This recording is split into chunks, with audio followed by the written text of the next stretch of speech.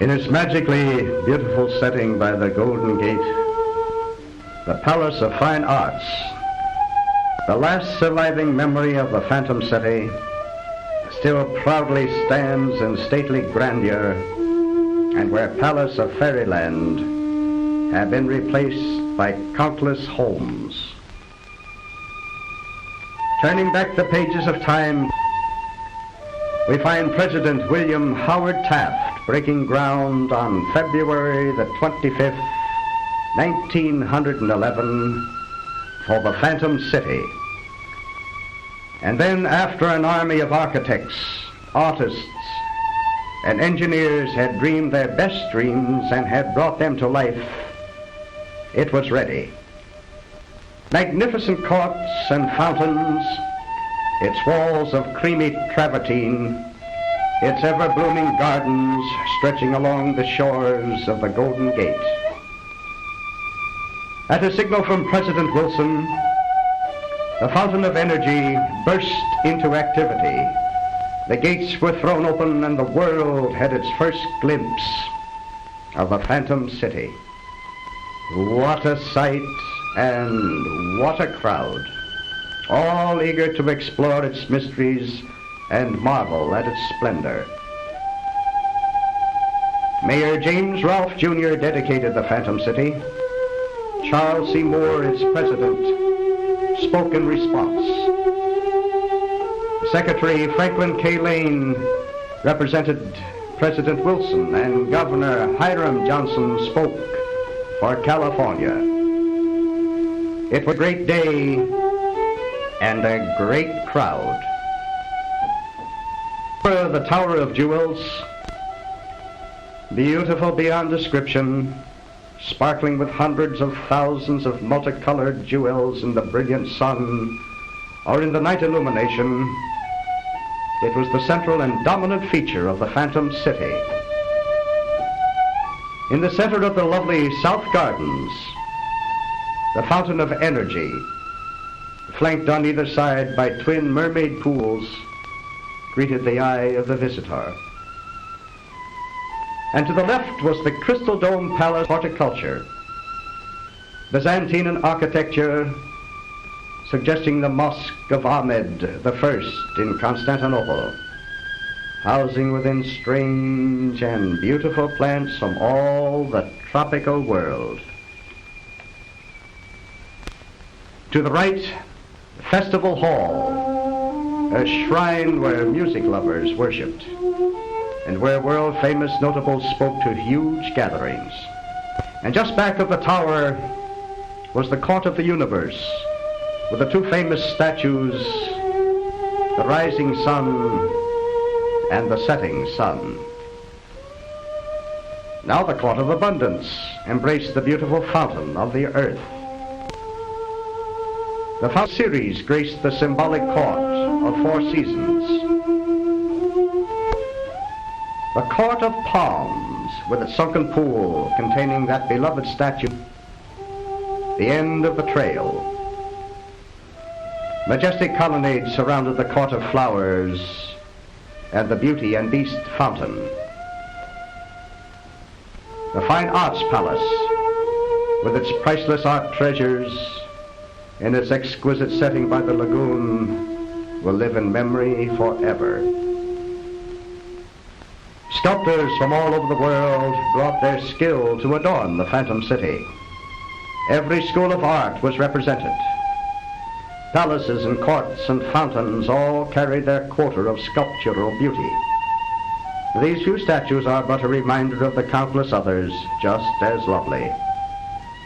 And the distances were magnificent. Now here's a glimpse down the Avenue of Palms, a vision of breathtaking beauty. Machinery Hall Avenue lit past the largest wooden building ever constructed, and where was staged the only indoor flight in aviation history. There's only a time for a glimpse of the many state and foreign buildings, picturesque and individual, and housing rare exhibits from the far corners of the earth. Remember the little auto trains rushing busily about, The electric chairs, they're not dangerous, but stubborn. And the one-man push chairs, well, pedestrians, though, were in the majority. And the 4 million square feet of pavement echoed to the beat of tired feet. Never was a more welcome guest than the Liberty Bell, carried all the way from Philadelphia in a flower-decked car, symbolizing the spirit of American freedom. The magic of his own invention brings back the Thomas Edison of a bygone day, with his pal, Henry Ford, in a happy, carefree moment. And just look at this automobile race. Here they come, with all 2 cylinders roaring. Hey, hey, hey. Look out there. Not even 4-wheel brakes would slow up these speed demons. Styles have changed since 1915, haven't they? And look at this Merry Widow Waltz, or is it the Grizzly Bear? No, don't laugh. You dance that way too. You know, look, it's the zone, the playground of the Phantom City. A mile of gaiety. And do you remember Stella? The submarines? The aeroscope? You know, here all the nations of the earth came to play. The Indians shook their eagle feathers, the Samoans and the Maoris danced their ritual rhythms to tom-toms beating, and the Mexicans danced to the soft guitar. You know, I wonder where these little maypole dancers are today. Rid of all the concessions with the 5-acre miniature of the Panama Canal, with real water, the locks and lakes and ships all performing for the delighted spectators who viewed the spectacle from a traveling train. Here are the Daffodil Girls, all dolled up to visit the Phantom City. You know, many organizations, long forgotten, paraded gaily through these grounds. That day, a boy in his teens, Art Lindbergh, never had a heartier reception. Assembling his suicide plane, fashioned from bamboo, the motor perched just behind the aviator's head looked strangely unfamiliar in this day of 20-passenger cabin planes. But remember, Art Smith was a pioneer. Mr. Lincoln Beechey, aviation martyr of the Phantom City. Petterossi, another pioneer, was willing to take long chances with such a flimsy set of wings, flapping wires and bicycle wheels, but he did almost anything in the air that modern flyers can do. Art. Aviators were daredevils in 1915, and the crowd loved them. A hero Smith, on his perilous perch, is getting ready for the first illuminated night flight in aviation history.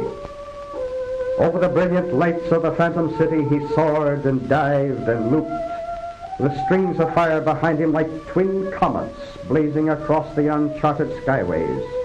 Then, swooping to earth, the wings of his plane a mass of flames, never to be forgotten thrill.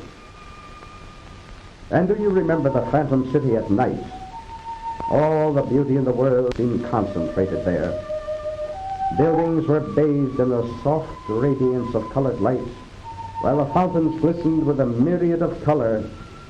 Great rainbows were cast on clouds of steam, and there were no real clouds to reflect the light. And then, in December 1915, the last lights of the Phantom City flickered out, its fountains forever silenced.